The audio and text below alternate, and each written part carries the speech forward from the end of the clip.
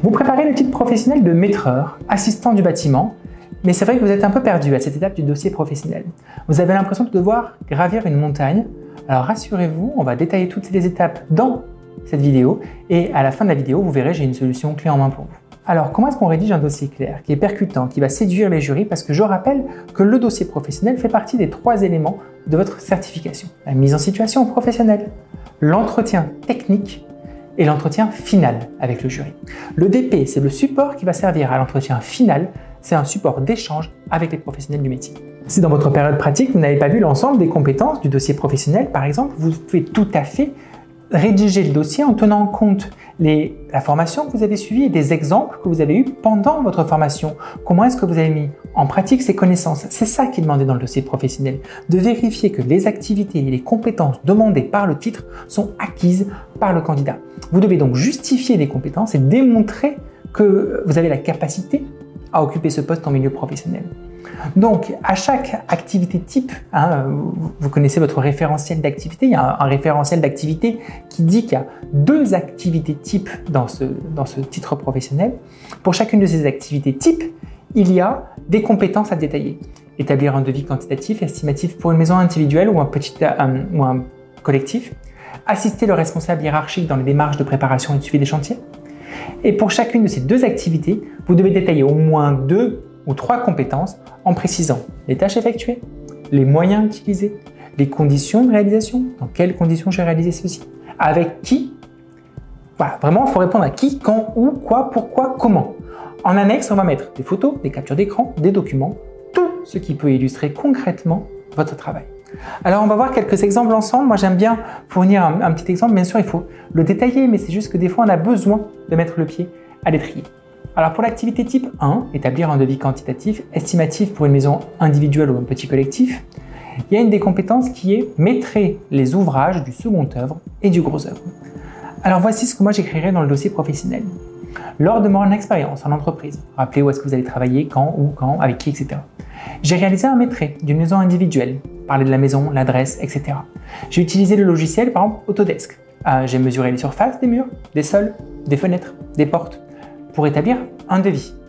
J'ai collaboré avec mon tuteur de stage ou avec mon formateur pour valider les dimensions et les quantités.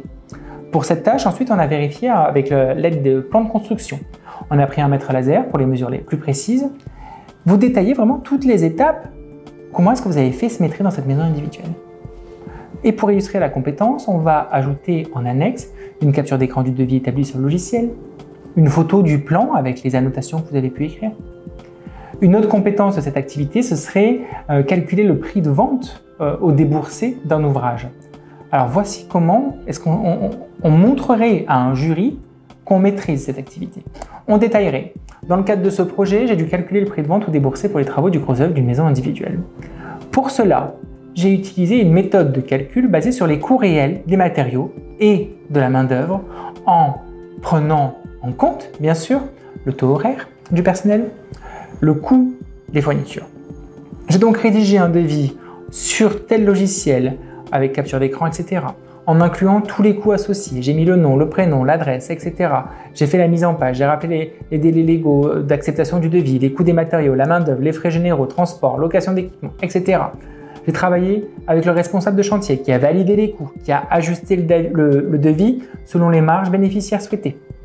Et là, pareil, pour illustrer cette compétence, on pourrait très bien mettre en annexe le devis en anonymisant, bien sûr, les données sensibles telles que le nom et prénom de la personne à qui on a fait ce devis. On pourrait aussi mettre un tableau des coûts, de main-d'œuvre et de matériaux si jamais il y en a un dans la structure. Voilà, vraiment, on est censé détailler et le jury, en lisant ça, doit se dire « ouais, on voit qui sait faire ». Après, pour l'activité 2, assister le responsable hiérarchique dans les démarches de préparation et de suivi de chantier, il y a une des compétences qui est déterminer les diagnostics et les réglementations applicables. Alors, comment est-ce qu'on illustre? On pourrait dire, lors de mon expérience, j'ai analysé les normes d'accessibilité pour un petit collectif, j'ai utilisé le DTU 2541, j'ai consulté les fiches de sécurité pour vérifier la conformité du projet, j'ai rédigé un rapport récapitulatif que j'ai présenté à mon responsable pour validation. Pour cette tâche, j'ai travaillé donc avec mon responsable, avec le chef de chantier, avec un technicien qui a validé mes observations sur place. Et là, pour illustrer cette compétence, on va mettre en annexe le rapport rédigé, une photo de chantier qui montrerait l'application des normes. On va rappeler les textes de loi, etc. etc. L'idée, c'est vraiment de préciser autant que possible, de détailler autant que possible chacune des compétences. Vous devez démontrer que vous comprenez l'importance des réglementations dans votre métier, que vous avez anticipé les besoins d'un chantier.